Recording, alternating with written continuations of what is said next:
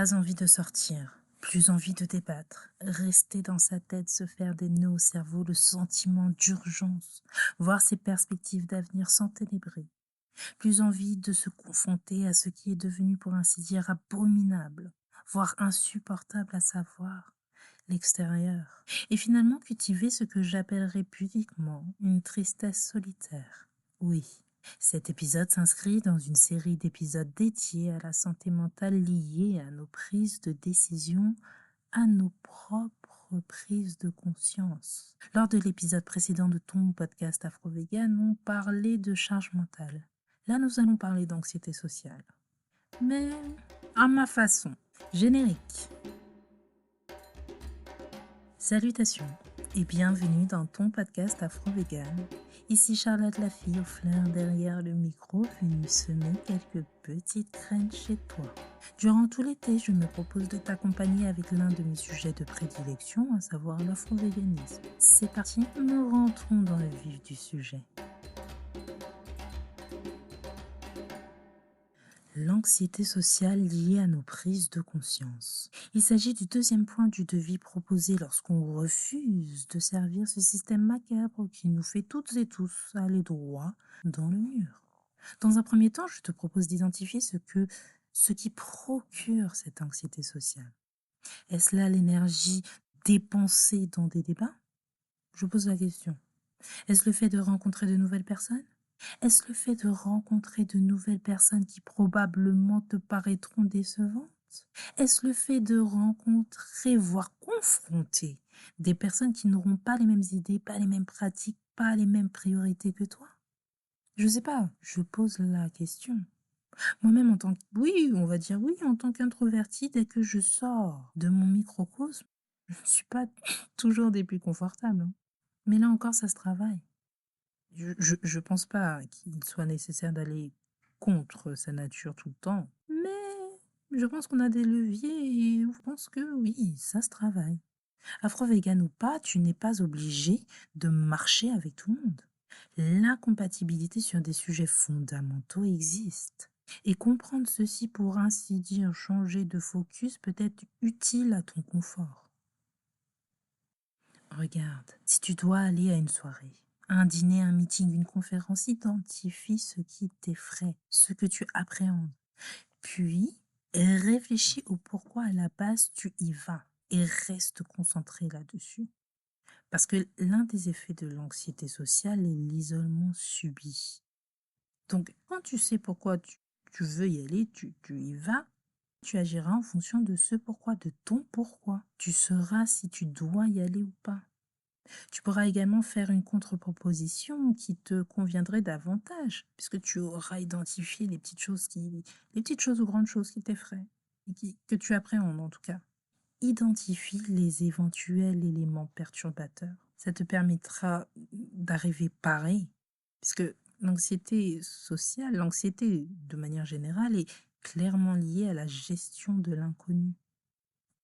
Exemple basique, hein, tu es invité chez ton ami, mais ton ami n'est ni afro-vegan ni vegan. Tu l'aimes beaucoup, tu l'aimes très fort, mais au fond de toi, ça t'énerve qu'elle ne soit pas ni vegan ni afro-vegan. Alors, pourquoi cette invitation te procure-t-elle de l'anxiété? Mais surtout, pourquoi aller rendre visite à ton ami? Parce que ça fait longtemps, parce que tu as envie de passer du bon temps avec elle, parce que tu as envie de partager un doux moment à ses côtés autour d'un bon plat. Mais malgré ça, oui, ça te génère quand même une sorte d'angoisse, de l'anxiété. Qu'est-ce qui te génère ce stress? Un menu non vegan? La fameuse question. Alors, toujours afro-vegan? Eh bien, sache que là, bon, moi en tout cas, je vois deux solutions qui s'offrent à toi. Tu peux effectivement rester chez toi, angoissé, te renfermer. Bon, voilà. Si c'est assumé, clairement, il y a pas de, pour moi, il n'y a pas de sujet. Si c'est assumé, c'est pas subi, il n'y a pas de sujet. Mais tu peux aussi considérer ta marge de manœuvre. Tu peux l'inviter chez toi, par exemple. Oui. Tu peux choisir le resto. Tu peux lui dire que tu t'occupes de la nourriture. Tu peux orienter les conversations parce que, oui, celle-ci se font au minimum, à 2, quoi. Faut pas l'oublier ça non plus. Il y a pas à subir comme ça toutes les situations. À la question: «Alors toujours afro-vegan?» Par exemple, tu peux lui répondre très calmement: «Oui. Et toi? Toujours carniste? Toujours le sang à la bouche?» Bon, pour toujours le sang à la bouche, si t'es pas Scorpion, Lion ou Capricorne, voilà, et que ton ami, ne parle pas la même langue que toi, je bon, je suis obligée de mettre un disclaimer là. Ne pas reproduire à la maison. N'allez pas agresser vos amis qui ne parlent pas fourche langue. Ne fais pas ça, ne fais pas ça, ne dis pas ça si tu ne sais pas gérer le feu. Dis juste: «Oui, toi es toujours carniste?» Voilà. Je pense que là, on est sur un juste milieu. Mais bon, c'est une scorpion qui parle, mais voilà. Ce que je veux dire au travers de cet exemple, c'est que l'anxiété sociale, eh bien, elle ne disparaît pas comme ça. Elle ne disparaît pas non plus en restant dans sa chambre. Donc, par pitié, mais vraiment là, je suis sérieuse, n'en fais pas, comment dire? N'en fais pas, ton identité, car ça pourrait te priver de belles rencontres, de belles découvertes, de belles discussions, de bons moments. Et pour le coup, j'en sais quelque chose, crois-moi. L'anxiété sociale te fera disparaître toi et tes convictions. En tout cas, moi j'estime qu'il faut quand même savoir s'écouter. Il faut savoir s'écouter. Mais il faut aussi considérer la marge de manœuvre que l'on peut avoir.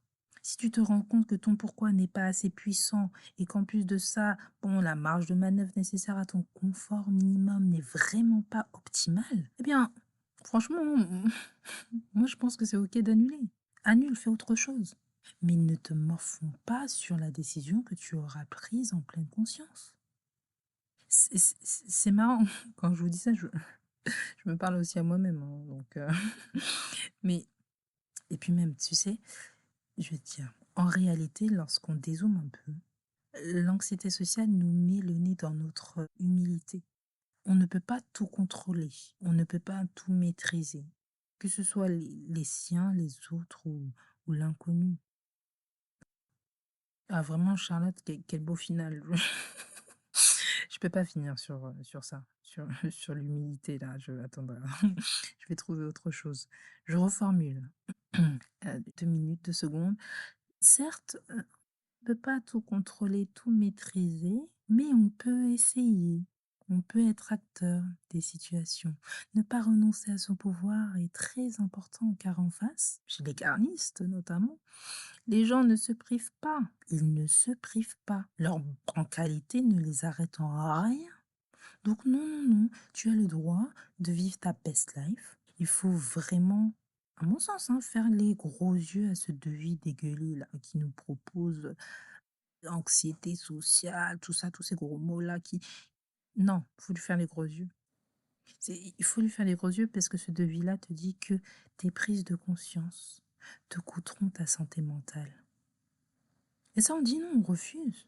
On refuse. Voilà. C'est mieux comme fin, ça. Je crois que c'est mieux comme fin. On va devoir se quitter, oui, oui. Mais ce sera pour mieux se retrouver. Au prochain épisode de la série, on parlera d'éco-anxiété. Et là, je pense qu'on va moins rigoler car j'entends ce terme un peu trop souvent et ça m'agace. Et ça m'agace profondément.